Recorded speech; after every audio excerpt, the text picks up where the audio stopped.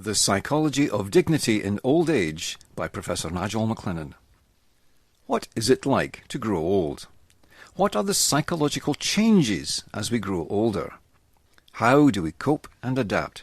How do we maintain dignity as we age? What are the secrets of the super-agers, those who grow old more slowly than most, those who can maintain or even develop abilities ahead of people enormously younger? How can we continue to thrive in old age, or thrive even more because of old age? Shakespeare, in As You Like It, with his usual eloquence, laid out the 7 near-inevitable stages of life. If alive, we have no choice over growing old. However, we have a choice of whether to age with wisdom and dignity.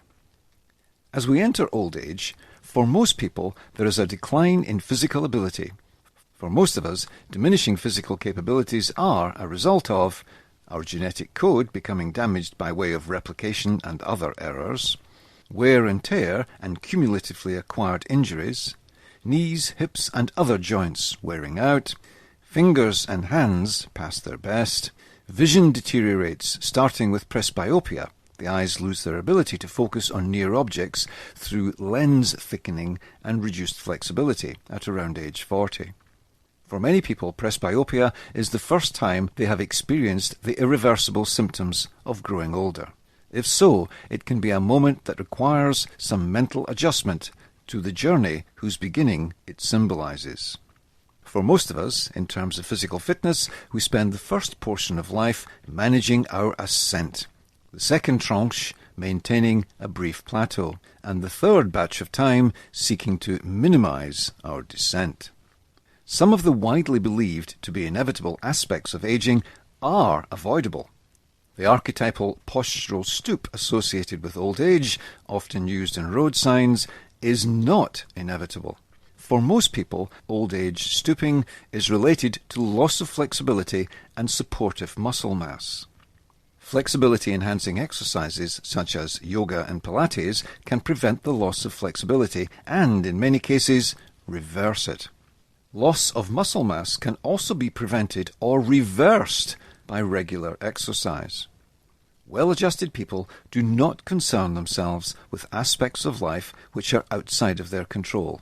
They accept the reality of the passing of time, while at the same time avoiding behaviors that speed up the aging process, such as smoking, alcohol consumption, eating an unhealthy diet, being overweight, not exercising. Those steps are known as the Big 5 health factors. Here is a shocking figure.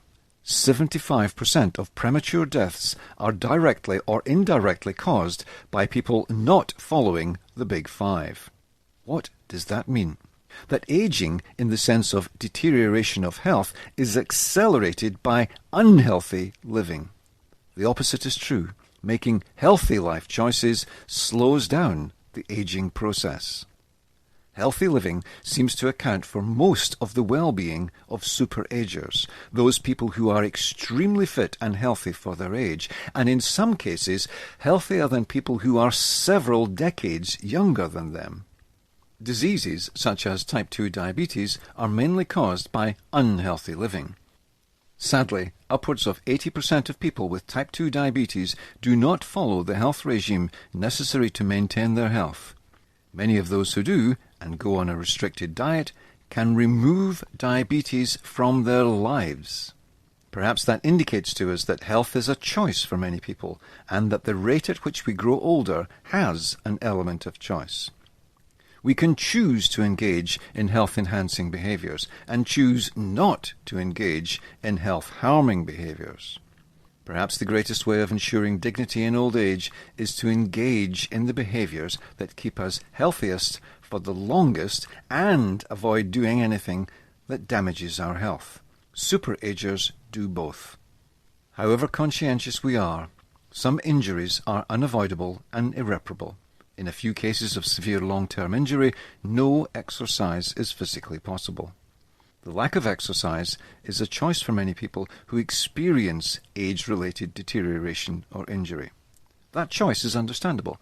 If a person has gone from being very fit and skilled in an activity and age and/or injury has deprived them of that joy, it is not unreasonable to feel a sense of loss or disappointment at being unable to continue. That choice comes with consequences.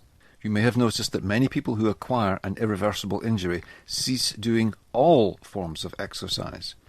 That inactivity quickly leads to further health deterioration, which in turn makes exercising more difficult and less likely. The choice made creates a downward spiral of deterioration. By contrast, large numbers of people who were born with or have much more serious injuries than others choose to engage in exercise, and some even compete in Paralympic sports. Such people create a self-perpetuating cycle of health that gives them better quality and quantity of life despite their challenges. Those who make the best adjustment to their new situation find ways of exercising. Within their new limits, they can still secure the health benefits of exercise and the reduced rate of aging that it brings. As with so many aspects of life, George Bernard Shaw pinpointed the key issue. We don't stop playing because we grow old because we stop playing. Previously, it was thought that the brain declines with old age. That turns out to be false. The brain declines when not used for its higher purpose, as a learning organ. Studies have shown that nonagenarians continue to produce the neural growth hormones necessary for brain development. Assuming no brain disease or head injury, we can keep managing our intellectual ascent for life.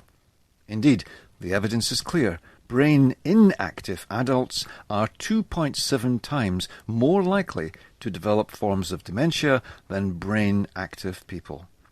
It seems that the brain is a learning organ and, like all other organs, operates on a use-it-or-lose-it basis. Perhaps in years to come, we will have the evidence to prove that those who keep learning throughout life are protecting their brains from the atrophy induced by lack of use.